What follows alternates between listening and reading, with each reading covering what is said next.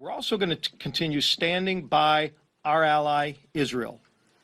You saw over the weekend this leadership team spoke very strongly against Chuck Schumer's comments when he tried to undermine the democratically elected leadership of Israel at a time of war, when Israel is fighting for their very existence and working to eviscerate Hamas after the October 7th attacks.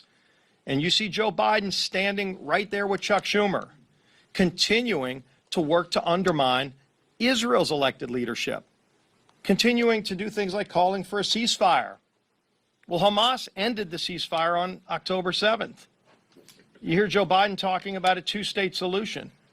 When Joe Biden talks about a two-state solution, seems like the only thing that he's really interested in are Michigan and Nevada.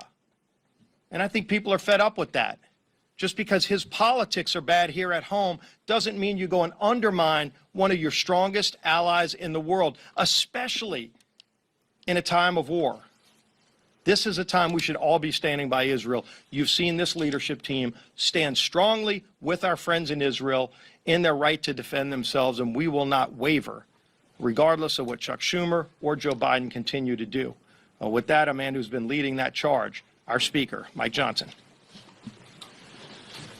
Thank you, Mr. Leader. Thank you all for being here. Good morning. I'm glad you began with Israel. I had a lengthy conversation this morning with Prime Minister Netanyahu and reiterated to him the House Republicans' strong support for Israel and their efforts there, and expressed my strong, my strong disagreement with Leader Schumer about what he said last week, and that's been well covered. I won't relitigate it here, but we think it is not only foolhardy, it's dangerous for him to be trying to suggest how Israel should run its domestic affairs in the midst of their conflict. So you'll see the House Republicans continue to stand forward and reiterate our support for Israel at this very critical time.